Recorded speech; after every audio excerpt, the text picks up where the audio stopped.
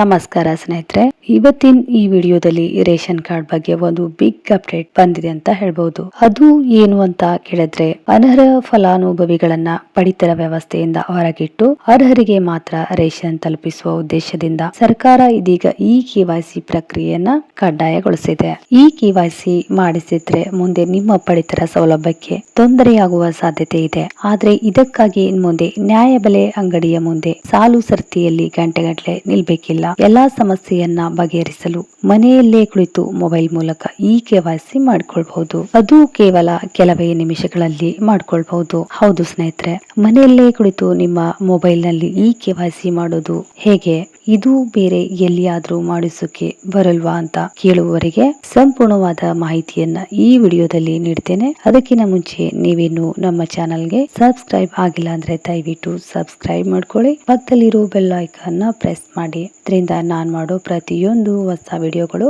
ಬಂದು ನಿಮ್ಗೆ ತಲುಪತ್ತೆ. Video skip ಮಾಡದೆ ಪೂರ್ತಿಯಾಗಿ ನೋಡಿ. ಹಾಗೆ ವಿಡಿಯೋ ಇಷ್ಟ ಆದ್ರೆ ಒಂದು ಲೈಕ್ ಮಾಡಿ.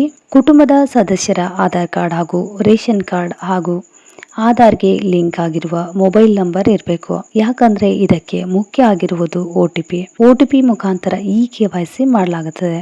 ಇದರ ಜೊತೆಗೆ ನಿಮ್ಮ ರೇಷನ್ ಕಾರ್ಡ್ ನ ಆಧಾರ್ ಕಾರ್ಡ್ಗೆ ಲಿಂಕ್ ಆಗಿರುವುದು ಮುಖ್ಯವಾಗಿರುತ್ತದೆ.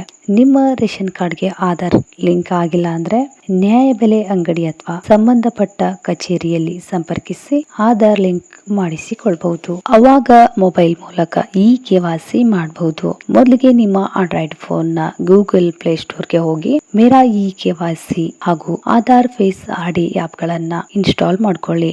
ನಂತರ ಮೇರಾ ಈ KYC ಆಪ್ ಓಪನ್ ಮಾಡಿ. ಕ್ಯಾಮೆರಾ ಹಾಗೂ ಲೊಕೇಶನ್ ಅಗತ್ಯ ಅನುಮತಿ ನೀಡಿ, ಅಂದ್ರೆ ಅಲೋ ಅಂತ ಕ್ಲಿಕ್ ಮಾಡಿ. ನಿಮ್ಮ ರಾಜ್ಯವನ್ನ ಅಂದ್ರೆ ಕರ್ನಾಟಕ ಅಂತ ಆಯ್ಕೆ ಮಾಡಿಕೊಳ್ಳಿ. ನಂತರ ನಿಮ್ಮ ಆಧಾರ್ ಸಂಖ್ಯೆ ಮತ್ತು ಪರದೆಯ ಮೇಲಿರುವ ಕ್ಯಾಪ್ಚಾ ಕೋಡ್ 6 ಅಂಕೆಯ ಸಂಖ್ಯೆಯನ್ನ ನಮೂದಿಸಿ. ಆಧಾರ್ಗೆ ಲಿಂಕ್ ಇರುವ ನಂಬರ್ಗೆ ಬರುವ OTP ಅಂದ್ರೆ 6 ಅಂಕಿಗಳು ಬರುತ್ತವೆ, ಅದನ್ನ ನಮೂದಿಸಿ.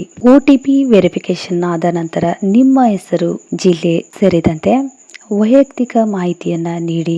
ಮುಂದೆ ಫೇಸ್ ಈ KYC ಆಯ್ಕೆ ಕ್ಲಿಕ್ ಮಾಡಿಕೊಳ್ಳಿ. ಉತ್ತಮ ಬೆಳಕಿರುವ ಜಾಗದಲ್ಲಿ ನಿಂತು ಮುಖ ಸ್ಪಷ್ಟವಾಗಿ ಕಾಣುವಂತೆ ಕ್ಯಾಮೆರಾ ಮುಂದೆ ಇರಿಸಿ ಫೋಟೋ ಕ್ಯಾಪ್ಚರ್ ಮಾಡಿಕೊಳ್ಳಿ. ಮುಖದ ಪರಿಶೀಲನೆ ಯಶಸ್ವಿಯಾದರೆ ಸ್ಕ್ರೀನ್ ಮೇಲೆ ಸಕ್ಸೆಸ್ ಅಂತ ಕಾಣಿಸುತ್ತೆ, ಅಂದ್ರೆ ನಿಮ್ಮ ಈ KYC ಯಶಸ್ವಿಯಾಗಿ ಪೂರ್ಣಗೊಂಡಿದೆ ಎಂದು ಅರ್ಥ.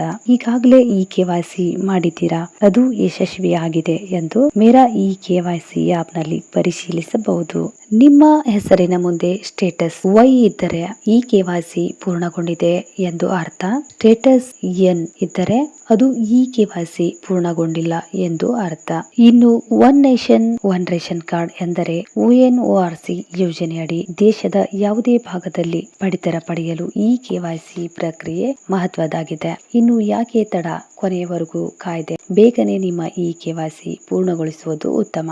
ಹಾಗಾಗಿ ರೇಷನ್ ಕಾರ್ಡ್ ಹೊಂದಿರುವವರು ಅಂಗಡಿಯಲ್ಲಿ ಸಾಲು ಸರ್ತಿಯಲ್ಲಿ ನಿಲ್ಲುವ ಮುನ್ನ ನಿಮ್ಮ ಕೈಯಲ್ಲಿರುವ ನಿಮ್ಮ ಮೊಬೈಲ್ ನಲ್ಲಿ ಕೇವಲ 5 ನಿಮಿಷದಲ್ಲಿ ನಿಮ್ಮ ಪಡಿತರ ರೇಷನ್ ಕಾರ್ಡ್ ನ ಈ KYC ಮಾಡುವ ಈ ಅವಕಾಶ ಬಳಸಿಕೊಳ್ಳಿ. ನಿಮ್ಮ ಈ KYC ಆಗಿದೆಯಾ ಅಥವಾ ಇಲ್ಲ ಎಂಬುದನ್ನ ಒಮ್ಮೆ ಚೆಕ್ ಮಾಡಿಕೊಳ್ಳಿ.